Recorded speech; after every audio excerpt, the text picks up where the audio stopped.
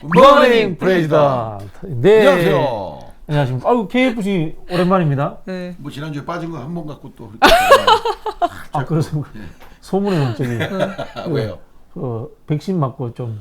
뭐 백신 맞고 거의 뭐 죽을 뻔했다가 아, 그래요? 오, 정말요? 소맥을 먹고 살아났습니다. 아, 역시 아니 만능 치료제 알코올. 그 세간에 도는 그 술을 먹어야 낫는다는 말이 예. 틀린 말이 아니었습니다. 아니, 그 소문에는 네. 백신을 먹고가 아니고 맞고 아픈 사람은 건강한 사람. 네. 백신을 맞고 안 아픈 사람은 평소 몸 관리 잘 못한 사람. 저는 하나도 안 아팠어요. 아. 하나도 안 아팠고 백신 안 맞은 줄 알았어. 그래서 병원에 다시 전화할까 싶었는데 이튿날 되니까 살짝 여기 맞은 부위만 살짝 욱신욱신하더라고. 네네네. 그러다가 바로 뭐 느낌이 없어져 버렸어요. 아니 백신? 저는 10월 1일 예약돼 있습니다.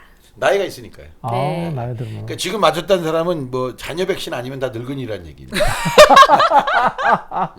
야, 참 서럽습니다. 늙은이 참. 네. 오늘은 저희가 무슨 이야기를 좀 하려고 하냐면요. 이 국민의힘에 네. 이 부동산 투기 의혹자들 명단이 나왔어요. 네, 나왔어요. 그것뿐만이 아니고 네. 국민의힘이 이 지난주부터 이준석과 윤석열의 갈등, 네. 또 원희룡과 이준석의 갈등, 네. 또 최근에 또 우리 김재원 그 아저씨가 또 폭탄을 터뜨렸고 그거 뭐죠? 홍준표가 되면 안 된다. 예, 난 또 뭐라고? 네. 아니 그 사람 맨날 그런 발언하는 사람인데 네네. 난 무슨 뭐 또 사고 친 줄 알았네. 예, 그런 발언들에 대해서 이야기를 한번 하고 두 번째는 지금 이 정책 이슈가 되고 있는 언론중재법, CCTV법, 예. 요거에 대해서 한번 이야기를 해볼까 합니다. 예. 네. 뭐부터 얘기할까요? 저 그 명단 보셨나요, 국민의힘? 예. 네. 명단 보셨어요? 명단이 공개됐나요? 유출됐지, 공개가 아니고. 아, 제가 방금 전까지 오기 전에도 라디오 뉴스 들으면서 왔는데 네. 명단 공개는 안 됐다고 해가지고. 근데 유출이 됐어요. 명단이 벌써 유출이 또 됐어요. 이렇게. 그러니까 원래 유명한 사람들은 바로바로 오는데 아직 유명하지 못한 사람은 못 받는 거예요. 일단 뭐 제가 받은 건 Believe it or not 이렇게 왔어요. 일단 빌리브 와낫. 네, Believe it or not. 그래서 뭐 믿거나 말거나. 명단에 나온 게 지금 강기훈, 김승수, 박대수, 배준영, 송석준, 안병길, 윤희숙, 이주환, 이철규, 정찬민, 이춘석, 한무경 이렇게 가나다 순으로 이렇게 지금 유출됐다 이렇게 나왔습니다. 그리고 요 중에서 또 이제 이 핵심이 되는 게 요 중에 윤석열 캠프에 가 있는 사람. 누구예요? 그게 이제 송석준 기획본부장, 겸 부동산 정책본부장입니다. 대단하시네 역시. 네? 대단해. 그러니까 부동산 정책본부장이 부동산 투기 혐의로 일단 뭐 혐의죠 현재까지는. 그리고 안병길 홍보본부장, 그리고 한무경 산업정책본부장, 이철규 조직본부장, 정찬민 국민소통위원장 이렇게 5명이 윤석열 캠프. 윤석열 캠프. 절반이 윤석열 캠프네, 거의. 그렇죠. 거기다가 이제 윤희숙 대권 후보도 야, 유니스. 왜요? 아유, 꼬방씨다, 씨. 아니 그 사람 저 경제 전문가 아니에요, 경제 전문가. 경제 전문가니까 뭐, 투자를 잘했겠지. 나는 임차인입니다. 그래 놓고는 자기가, 아이고, 진짜. 어떻게 보셨어요, 윤희숙 씨? 아주 대단하신 것 같아요. 다들 휘황찬란합니다. 야, 근데 어떻게 그런 사람이 나는 임차인입니다. 그걸 했을까, 진짜. 예. 참 비웃고 싶다. 웬만해서는 제가 남을 조롱하고 그런 걸 안 하려고 참 노력합니다만. 네네. 자, 안 할 수가 없네요, 참. 일단 요게 저 12명인데 저는 의외예요, 이게 사실. 저도 생각보다 작게 훨씬 많을 나와서 줄 알았어요. 저도요. 왜냐하면 지난번에 민주당 10명 나왔었지 않나요? 민주당도 12 12명. 12명. 12명이었나요? 12명. 이거 국민이 권익위가 혹시 이거 맞춘 거 아니야, 숫자? 아, 설마. 그런 가설은 좀. 왜냐하면 저는 제 생각에 저 민주당이 12명이면 여기 한 24명 나올 줄 알았는데 생각보다는 좀 적어요. 맞아요. 근데 그거 아세요? 민주당도 아직도 그 출당 조처 등을 하겠다고 했는데 거기에 불응한 의원이 5명이나 있어요. 예, 알아요. 네. 그렇죠. 그러니까 이게 애매한 거죠, 사실. 조치해야지. 하는 수밖에 없어요. 해야지. 그리고 예. 문제는 이제 이번에 우상호 의원처럼 이렇게 이제 약간 혐의가 벗어진 사람. 완전 억울한 경우. 예, 이런 사람들은 이제 아니 왜냐면 혐의가 벗어졌으니까 그럼요. 하면 되는 거고 네. 나머지 사람들은 정리하는 수밖에 없어요. 정당은 제가 늘 이야기합니다만 정치 결사체입니다. 규율을 지켜야 됩니다. 정당이 말을 꺼냈으면요. 그분들에 대해서 어떤 적당한 조치를 해야 됩니다. 물론 동지적으로 책임을 져야 될 때는 같이 책임을 져야 되지만은 네네. 이런 부분들에 대해서는 저는 아주 좀 이게 단칼에 온정주의로 가갖고 뭐 서로 해소해야 아는 관계고 됩니다. 이러면 나중에 다 피해가 당으로 오니까. 네. 이준석 대표님이 이제 민주당보다 더 강한 조치를 취하겠다라고 이미 예전부터 말씀하셨기에 저는- 어떤 조치를 취하실지 정말 궁금합니다. 목을 치겠죠. 저는 준석이를 믿습니다. 네.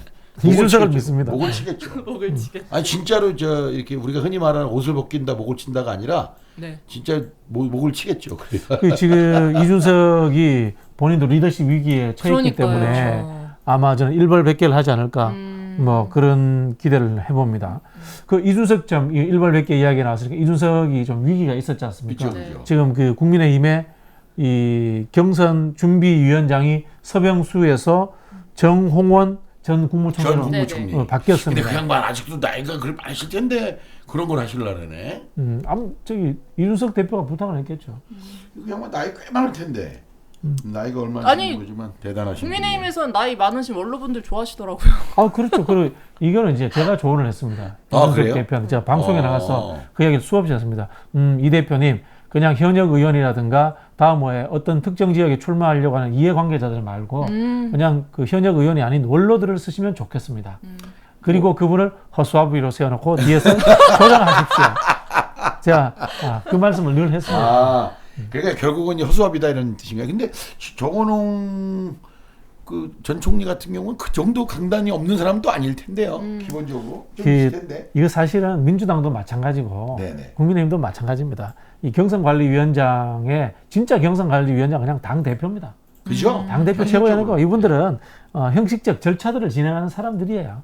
그렇게 보시면 됩니다. 네. 이걸 뭐 서병수가 물러났기 때문에 이준석의 리더십이 줄어들었고 뭐 이거 사실 앞뒤 안 맞는 거예요. 네, 그렇습니다. 최근에 어쨌든 그 국힘 내부에서 수통 갈등 어떻게 보셨어요? 윤석열, 그쵸, 이준석 투스톤 갈등 예. 어떻게 보셨어요? 지난주에 사실 이거 갖고 우리 여기 방송 한번 했는데 뭐 어차피 지금으로서 저는 국민의힘이 왜 저렇게 이준석을 몰아치나 그 방송 보니까 이런 누가 그런 말 하던데 그 중진들끼리 모이면요 이준석 대표 이런 말을 안 한대요. 준석이 그러겠죠. 네, 그냥 준석이. 뭐 저도 준석이 그러는데요. 예. 아니 뭐 방송에서는 못 그러겠지만 그래도 예. 이준석 대표님. 예. 아이고 그런데 아니 왜냐하면 친구들하고 술 먹을 때는 그럴 수 있어도 네네. 중진끼리 당원들의 어떤 모임을 하는데 그런 데서 그런다 그런 건 좀 과하지 않은가. 그 지금 저는 국힘이 상당 부분 대선에서 선전할 거라고 선전하네 큰일 났네 이렇게 생각한 게 딱 뭐냐면 그 20, 30대의 어떤 이미지잖아요. 10만 명 정도가 당원이 늘었어요. 그것도 대부분 그 나이 때 그렇죠. 아닙니까? 예. 저 그게 큰 흐름이 되지 않을까 했는데 이번에 보니까 뭐 흐지부지 맹탕으로 가지 않을까 뭐 이런 생각. 제가 이제 공개적으로 언론에 나가서 예. 원희룡이 차기 당권을 노리는 것 같다. 네. 그런 이야기를 했어요. 네네. 그러면서 이 국민의힘 내에서 이 대선에 대한 회의론 그리고 각자 도생하겠다는 생각들이 지금 네. 분출하고 있다. 그러니까 참 야당복이 좋은 거예요. 진짜 야당복이 거의 특급 야당복이 있는 거예요. 왜냐하면 보궐선거 국힘이 이겼을 때만 해도 분위기가 이렇지 않았거든요. 완전히 그렇죠. 야당복이 끝내주는 야당복을 타고난 거예요 이게. 그렇죠. 이 시점에서 그러면은 우리 지난번에 늘 예측했던 윤석열 지지도는 계속 갈까요? 떨어질까요? 저는 이제 점점 떨어져서 이제 홍카님이랑 유승민 홍카님. 그리고 최재형 전 감사원장님이 이제 조금씩 더 오르지 않을까라고 생각됩니다. 최재형까지? 네. 왜냐하면 또 이제 윤석열을 좀 대체할 수 있는 또 제3의 인물을 찾으시는 분들이 꽤 있을 것 같아가지고 원래는 없었는데 그분까지 좀 같이 오르지 않을까. 이번 주에 윤석열 지지율이 올랐다는 또 여론조사도 있어요. 이번에 말을 아껴서 그런 게 아닌가. 저 그렇게 생각해요. 말을 굉장히 아끼셨잖아요, 요새. 자꾸 언론 이슈가 나오다 보니까 말을 굉장히 아껴서, 좀 그것 때문에 그 영향이 좀 있지 않은가. 말 안 하면 지지율 올라가고 참 독특하다. 그러니까 참 그게 우리나라에 정말 냉정하게 보면 우리나라에서 흔히 판검사 그러면 영감님 소리 들어가면서 사회 지도층이라고 자리 잡은 사람들이 폼 잡던 사람들. 예, 정말 개폼 잡던 사람들이 나와서 쓰는 글자 보면 지평선이나 쓰고 있고 예? 하는 말마다 문제가 생기는 참 이거 어떻게 보면 선진국으로 올라갔다는 대한민국의 소위 상류층이라고 하는 사람들이 야 이거 수준을 까고 보니까 이거 진짜 이거 아니다 이런 생각들을 정말 안 할 수가 없는 이런 상황인 거죠. 그러니까 최재형 씨는 제가 볼 때 말하면 할수록 계속 떨어질 겁니다. 네. 그분은 그냥 블랙 코미디 하는 분. 예, 그런 느낌이 분이에요. 들어요. 네. 네. 그러니까 아마 제 생각에는 이런 것 같아. 이게 전적으로 제 예상인데 아마 이런 거 이거 한번 상상해 보세요. 제가 감사원장일 때, 야 친구가 만나서 그런 거야. 야 우리 가족은 말이야 이 가족 모임하면 애국가한다. 야 너야말로 진정한 애국자구나. 이런 사람들만 만난 거야. 그래가지고 야 이걸 텔레비에 나가서 공개하는 순간 나는 50% 된다 이렇게 생각하고 딱 사진하고 공개했더니 저 또라이 아니야?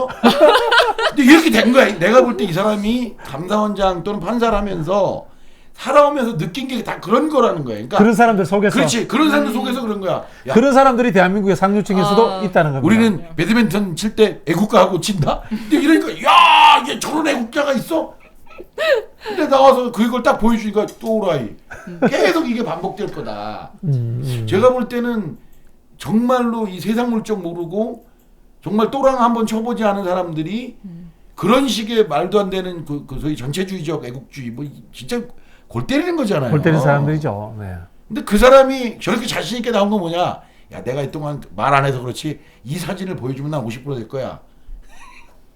웃기지도 않은. 그러니까 웃기지 않아요. 코미디도 안 되는 수준의 사람들이 나와서 마치 자기가 곧 될 것 같이 마누라 나와서 울고 며느리들이 성명서 내고 황당한 일이 벌어진 거예요. 그러니까. 근데 제가 볼 때 그 가족들도 현실을 너무 모르는 현실을 거야. 모르지. 그런 사람들 속에서 살았으니까. 사는 사람. 야 우리 아버님은 시아버님은 밥 먹을 때 애국가 부르고 밥 먹는다.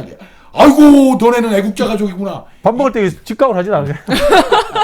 그러니까 그런 사람들 사이에서 살았기 때문에 며느리도 그런 반응이고 부인도 그런 반응이 나오는 거예요. 아, 그 딱 보면은 누구냐 옛날 서북청년단 출신들이 많았던 저기 그 북한 저기 기독교 그 이상한 사람들 딱 그 분위기 예, 그 분위기의 사람들로 딱 된 것 같아. 옛날 그 우리 영화가 있었지 않습니까? 송강호가 아들로 나왔던 최민식 나왔던 조용한 가족. 예. 그런 비슷 뭐 여기 무슨 가족이라고 해야 돼? 재밌는 가족? 아니에요. 그냥 애국 가족이라고. 애국 가족. 야, 근데 너무 좋은 포장이었는데. 아니 그러니까 뭐랄까 이거 자위적 애국 가족이야. 태극기 가족? 예. 아니 태극기 우리 가족이야, 진짜. 우리가 사실은 이 일부 좀 극우적인 분들을 표명하면서 태극기라는 표현을 쓰고 있잖아요. 예. 이거 사실 태극기 애국이라는 말을 우리가 좀 이 어떻게 보면 훼손시키는 측면이 있는 것 같아요. 맞습니다.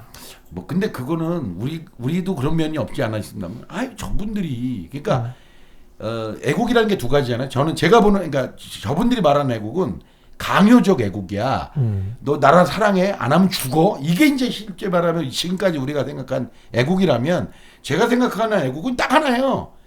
사랑하지 않을 수 없는 나라를 만드는 거야. 그렇지. 어?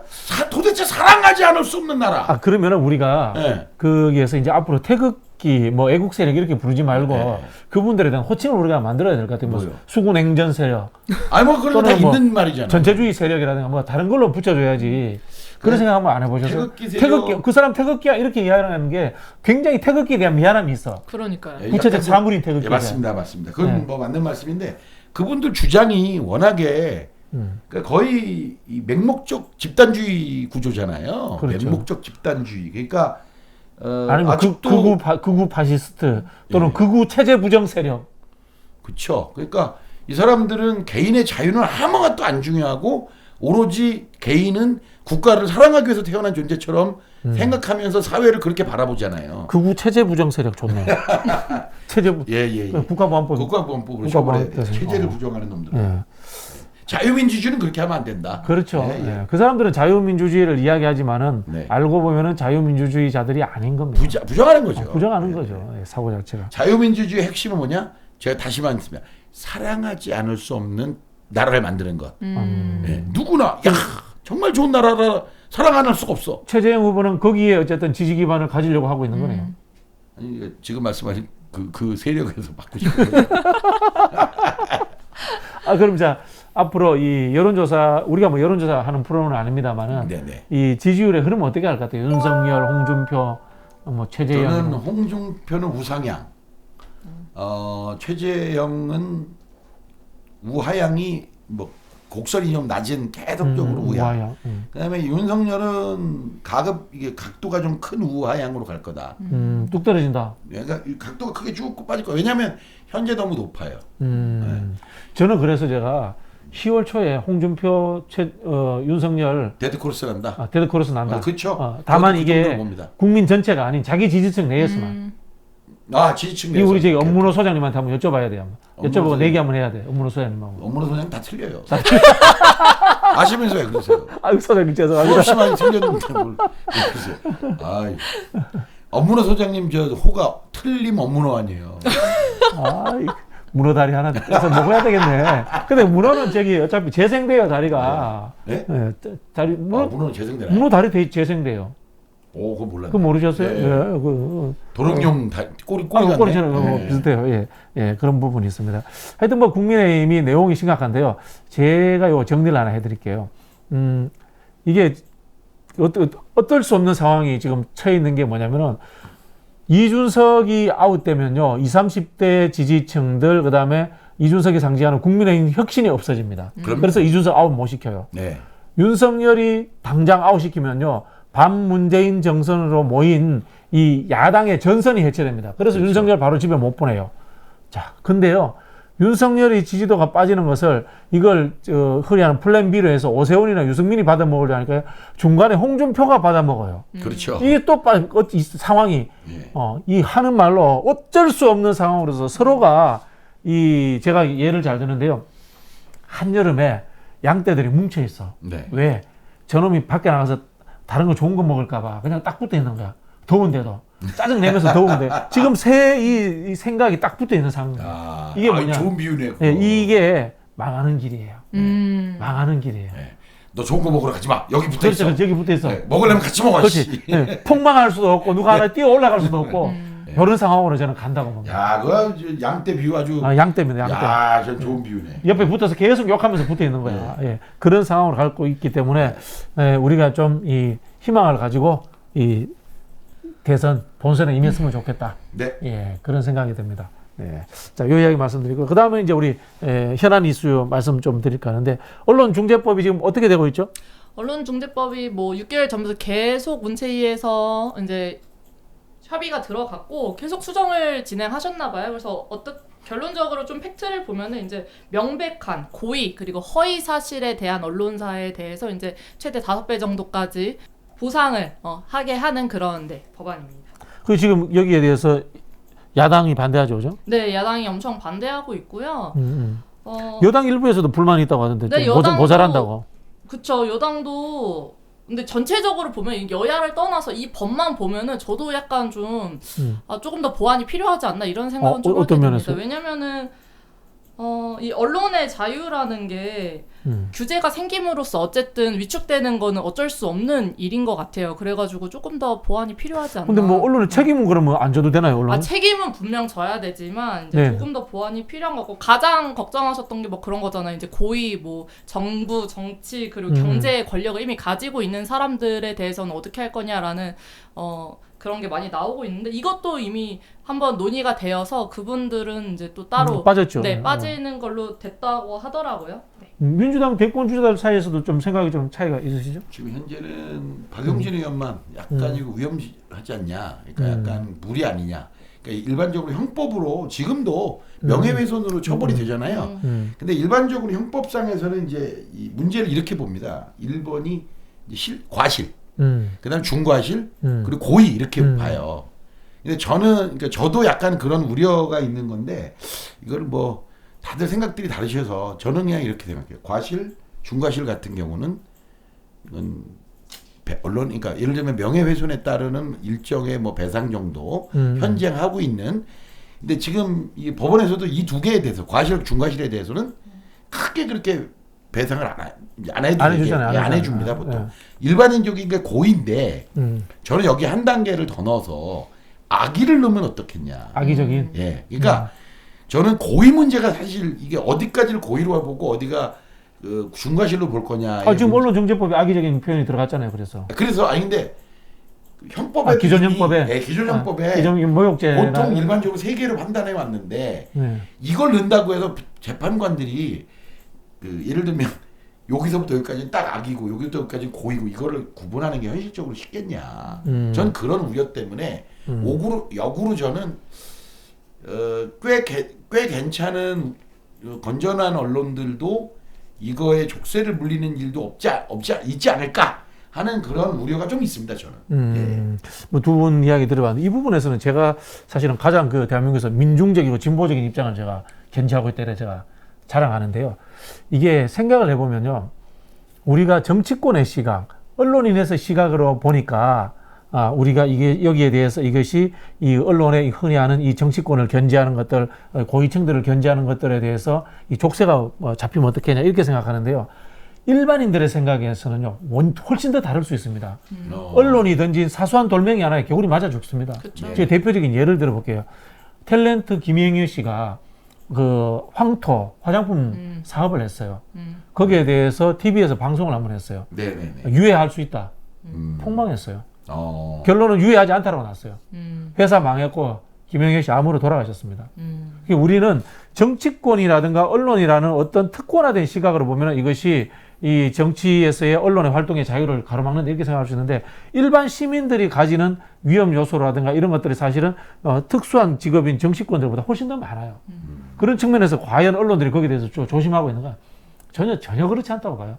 그런 측면에서 말씀하신 것처럼 아까 말씀하신 일반 시민들이 형법의 논리라든가 이런 걸로 명예훼손을 놓고 해서 접근하기 어려워요. 네. 이런 법이 없으면 그런 측면에서 저는 뭐 반드시 꼭 필요한 법이다. 그런 생각이 들고요. 네. 역으로 그러면 언론인들한테 질문해 보고 싶은 게 가짜 뉴스라든가 이런 것들이 사회 문제가 되고 있지 않습니까? 그거 어떻게 해결할래요? 그러면 권한에 대해서 책임을 지지 않겠다는 겁니까? 그러면 당신들이 그럼 법을 한번 내놔 보세요. 이런 것들을 보호할 수 있는 법을 역질문을 해보고 싶은 생각이 있어요. 솔직히 말씀드려서 굉장히 화가 나셨네. 저는 제가 많이 맞아봤잖아요. 말도 안 되는 제가 이재명 후보의 음주운전에 대해서 옹호한 적이 없습니다. 제 이야기를 썼어요. 네. 근데 제가 이재명 후보에 대해서 옹호했다라고 제가 욕을 먹었고요. 네. 거기에 대해서 그리고 대립이 아까워서 음주운전을 한 적이 없습니다. 그 내용을 읽어보시면은 대립이 아까워서 하는 사람도 있을 수 있다. 못 사는 사람들은 참 불쌍하다. 이렇게 썼는데 그걸 왜곡해서 언론에 써서 맞아보니까 느끼는 거예요. 그 제가 이제 언론이 그냥 악의적인 편집을 해서 던지고 좀 돌에 맞아 죽은 거예요. 겪어보니까 그런 걸 제가 느끼는 거예요. 언론은 책임지지 않아요. 왜 무소불위의 권리를 느끼면서 왜 책임지지 않느냐. 저는 이게 민주주의 일반 원칙이에요. 이것도 헌법 정신이에요. 우리 시민권의 이론이에요. 그런 부분에서 제가 반론 걱정한 건 괜히 좀 취소하도록 그런 생각이 들고요. 그리고 지금 또 야당에서 이야기하는 건 잘못된 게 뭐냐면 뭐 영구집권을 위한 논리라고 하는데 내년부터 하는 걸로 대선 끝나고부터 하는 걸로 유예되어 있어요. 네, 맞습니다. 그런 측면에서 저는 뭐 민주당이 이거를 172명이 모두가 SNS에서 동원해서 저처럼 논리를 만들어서 퍼뜨리고 플랜카드 걸면서 돌파해야 돼요. 이거 근데 생각보다 국민들 지지도 높아요. 맞습니다. 몰랐죠? 긍정이 더 높으시더라고요. 언론하고 시민단체에서 그렇게 때리는데도 국민들 지지도 높아요. 그게 뭐냐면은 대한민국의 언론이 아세아에서 언론 자유 1위예요. 그렇죠. 언론 신뢰도는 근데 거의 바닥이에요. 이런 상황이 우리 국민들이 인식하고 있다는 거예요. 그래 우리가 자꾸 여야의 시각, 언론이라는 시각에서 보는 게 문제인 거예요. 네. 민중적인 시각으로 보지 않고. 알겠습니다. 제가 부르주아 시각으로 봐도 부르주아시죠? 예, 부르주아입니다. 네. 오랜만에 KFC한테 이겼네. 그리고 오늘 네. 그거 하나 좀 아까 속보로 떴던데요. 그 조국 전 장관 딸 조민 씨 입학 취소 발표 났어요. 네. 뭐 말할 자신이 없어요. 어떡해. 네.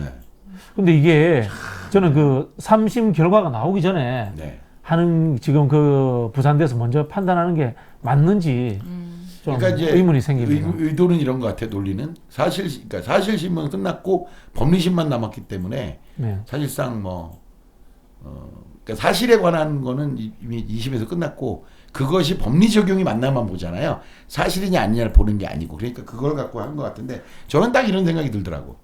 그래 예를 들면 그 사람이 그 표창장 그 동양대가 저 영주에 있거든요. 잘합니다. 가서 잔 적도 있습니다. 네, 경북 영주에 있잖아요. 그 동양대라는 학교가 사실 사람들 잘 몰랐잖아요. 이번 사건 전에는. 네, 유명해졌지. 그러니까 그 학교 총장 솔직히 말할게요. 총장 나부랭이 상이 뭐 이렇게 대단하다고. 그러니까 그게 부산대 입시에 영향을 미쳤을까? 그러니까 거잖아요. 저는 이래요. 위조했다 칩시다. 1. 그리고 영향을 미쳤어요. 쳤다 쳐요. 그런데 생각을 해보세요. 의전원에 가는 거가 자원봉사 점수가 뭐가 어떻게 작용하죠? 아니 모르겠어요. 요즘에는 입학 내용이 뭔지 모르겠는데 저는 제 생각에 아니 의전원을 뽑는데 자원봉사 그것도 여러 개의 자원봉사 중 하나가 예를 들면 사기라 칩시다. 위조했다 쳐요. 그 저 옛날에 감자 같은 거 갈아갖고 그 직일 만들어 찍었다 쳐요. 옛날에 저도 많이 해봤어. 그러니까 감자 고무 파갖고 많이 해봤는데 지우개 파갖고 그거 했다 쳐. 그게 입학 취소권까지 가느냐? 나는 참 진짜 아이고. 그렇죠. 깜깜해요. 그런 생각이 드네요. 네. 또 최근에 저 가족이 저렇게 되니 저걸 이 사회가 어떻게 이거를 갚아줄 수 있어요. 아이고 참. 뭘 말하기가 쉽지 않네요. 네. 네, 말씀드리니까 그 최근에 또 이 언론 보면 이게 많습니다. 언론에서 정부의 낙하산 인사에 대해서 비판 기사가 지금 갑자기 쏟아지고 있어요. 네. 이게 흔히 하는 이 황교익 씨 문제 때문에 커진 그 이후로 거예요. 갑자기 이제 그렇죠. 정부의 낙하산 인사 뭐 이런 뭐 비판 기사들이 쏟아지고 있는데 이거 어떻게 보셨어요? 일단은 뭐 황교익 저희 저번 주에 얘기했던 것처럼 황교익 그 마칼라니스트님은 자진 사퇴를 하셔서 뭐 끝이 났는데 이제 전체적으로 이제 보은 인사 낙하산 인사 보면은 굉장히 한숨만 나옵니다. 이 단어를 듣는 순간 한숨만 나오고 특히나 이번 정부가 이제 공정, 평등, 정의라는 또 그런 가치관 속에서 출범한 그런 정부잖아요. 그래가지고 이제 청년의 입장에서 보면 이렇게 출범해서 기대를 그래도 가졌는데 이런 상황들이 계속 수면 위로 떠오르니까 열심히 산다고 과연 내일은 좀 안정적일까? 내일은 안녕할까라는 생각을 계속 갖게 되는 것 같아요. 그런 식으로 받아들였어요? 네. 독특한 해석이네. 우리 KFC는 어떻게 돼요? 저는 뭐 기본적으로 뭐 저기 문재인 정부에서 한 자리 하는 거 없으십니까? 저 개뿔 명절에 선물도 안 보내도 말이에요. 아이고 죄송합니다. 제 거라도 드릴 걸. 어쨌든 저는 그렇게 봐요. 사랑하는 사람을 낙하산 안 태워서 떨어뜨리면 죽잖아요. 그러니까 낙하산 떨어뜨리는 게 당연한 거고 저는 그렇게 생각해요. 문제는 이거죠. 사실 내가 전혀 모르는 사람을 쓴다. 가능해요? 전 불가능하다고 봅니다. 내가 전혀 모르는 사람을 내가 하는 어떤 정책을 하는데 내가 전혀 모르는 사람을 쓴다? 제가 볼 땐 불가능하다고 봐요. 내가 아는 사람 중에 꽤 괜찮은 사람인데 이 사람이 추천을 했어. 뭐 그러면 모를까? 두 번째, 직위마다 달라요. 근데 제너럴리스트가 가는 자리가 있고 예를 들면 서울 음악 우리 사당에 보면 음악의 예술의 전당 있잖아요. 예술의 전당. 그 지휘자를 제가 갈 수는 없잖아요. 할 수 있을 것 같은데. 그러니까 KFC 그렇게 가능할 것 같은데. 예를 들면 제가 예술의 전당 지휘자로 가. 예. 그건 낙하산이에요. 예? 그쵸. 지휘 잘할 것 같은데. 그러니까 전문가가 해야 될 영역과 그렇지 않은 영역이 있다는 거죠. 그렇죠. 행정의 영역이 있고. 예. 그렇죠. 그러니까 저 같은 혁신가들이 가서 해야 될 혁신의 영역이 있는데 예를 들면 미술관장을 내가 가면 안 된다는 거지. 그러니까 그런 정도만 구분된다면 저는 이게 지금은 욕하잖아요. 다음번에 정권 잡아보세요. 지인은 딴 놈 보내놔. 그렇지. 그러니까 다 똑같으니까 이런 게 아니에요. 실제로 인사라는 거의 속성이 그래요. 저는 지금 기재부 장관보다 기재부 장관 더 잘할 자신 있어요. 시켜주면요. 그래요? 뭐 못할 거 뭐 있어요. 경제학 언론 저도 그 개체복 공부했고 경제의 기본 이론만 알고 있으면 되지. 네. 제가 늘 주장하는데 경제 3주체가 뭔지 아세요? 기업 가게 정부 얘기하는 거예요? 그렇지.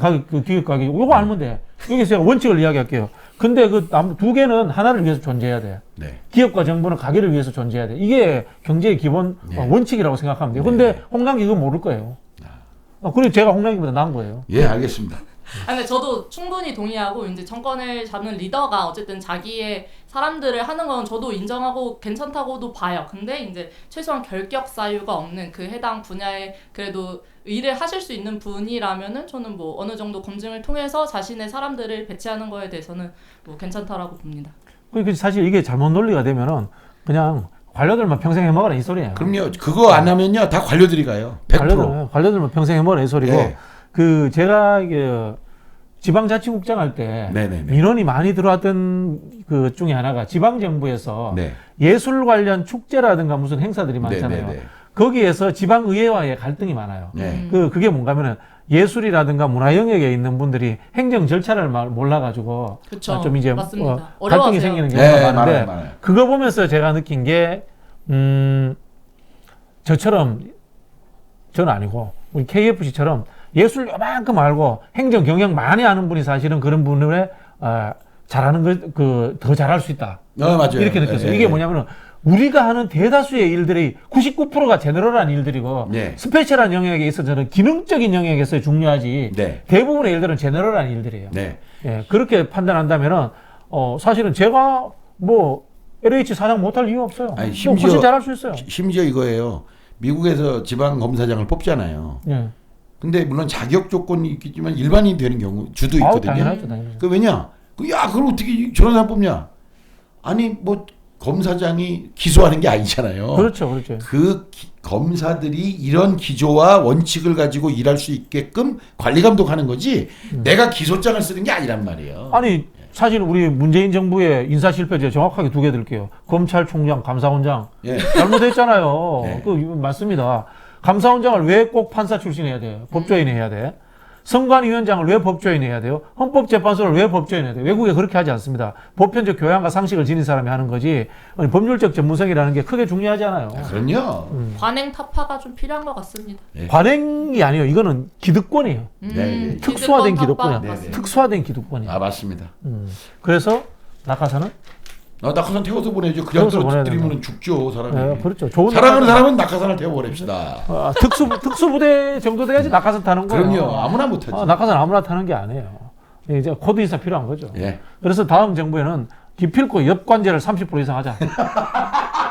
내 여기까지 얘기 나올 줄 알았어. 엽관제 30% 이상 해야 된다. 과거보다 훨씬 낫습니다.